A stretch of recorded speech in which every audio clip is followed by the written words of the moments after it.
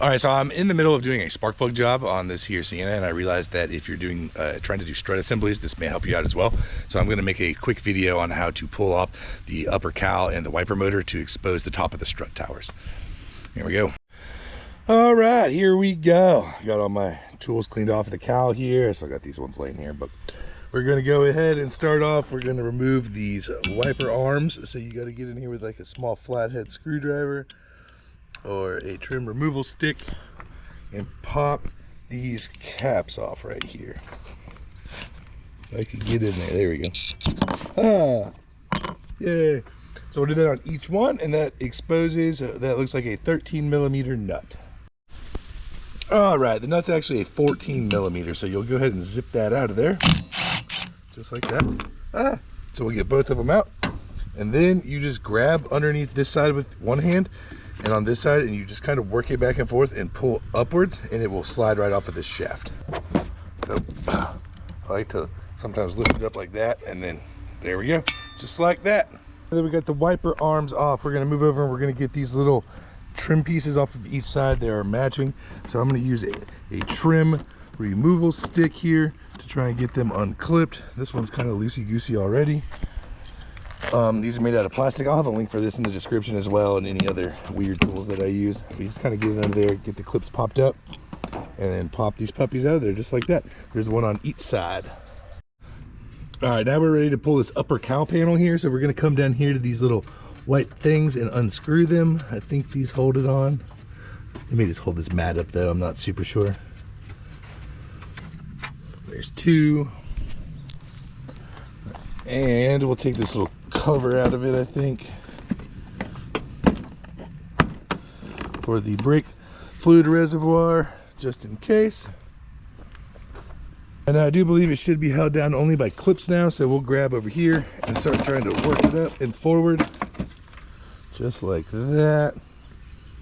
See if we can't see that on this side. Oh yeah. Oh yeah, bud, don't you know? Those.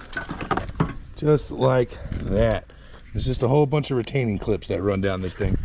While we have it off, we'll clean all the leaves and stuff off of it. And here you can see how the clips all are. So you just pop them up and pull it off. Now you'll notice that didn't give us a ton of space. And that is because we have to pull this lower trough off now. In order to do that, we have to remove the entire wiper motor and assembly. Good, great, grand. So this is where it starts getting ridiculous. So what we're gonna do is we're gonna go ahead and unplug the motor here, which is a squeeze tab, and unplug. We're gonna unplug this sensor that goes to the windshield over here. Cool. We're going to push pin removal this entire wiring harness so it can come out up here on the front side. And then once I get that done, we'll pick up, and we're gonna have a 10 mil bolt here, a 10 mil bolt up there, and one over here on this side. And we need to undo one connecting arm, I believe, but possibly not.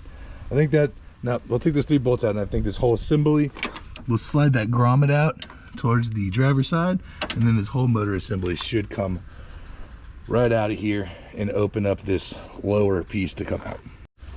All right, so here we are with the wiring harness out. I wanted to show you that these style clips that go down and hold the harness into place down this edge here, these you reach underneath and squeeze the sides of. You'll see those little tabs. You can use needle nose pliers or even your fingers is what I used. And then the bigger pieces here, you use a push pin puller to get those loose. So now I'm going to pull these 10 mils out. Again, it is here, here, there, and then we'll slide the whole unit forward and get the wiper motor out. With those bolts out, it's easy peasy lemon squeezy. Just slide it slightly towards the driver's side and it comes right out of there. So we got everything out of the way. We just got to come through here and pop all these 10 mils out, and then there's one up on the edge here. And then once those 10 mils are all out, we got 2 of the freaking strut tower nuts have to come off in order to slide this thing out. So that one has to come, I think they both just have to loosen because they slot in underneath it is what it looks like. Or maybe you have to lift it up. We'll figure it out as we go here. But let me zip all the tins out and then we'll start loosening these. As long as the far side one stays tight, it shouldn't be an issue. We can just loosen them and then zip them back on, I hope. Okay, here we are. We're going to go ahead and crack these 14s loose. These are tight, so you're going to want a long handled ratchet if you can.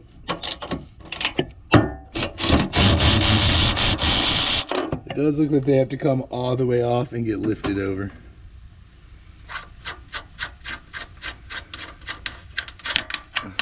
Let's set these like that. Oh yeah, bud. Cool beans. So we'll get that lifted off of there. I'm going to do the other side and just pull this assembly out. Then I am going to put the nuts back on and at least snug them up so that way they're not just sitting there with only one fastener. And then when we go back to put it on, we'll take them off. Then we will torque them down correctly. All right, and now here we are ready to get to the intake. It is all exposed.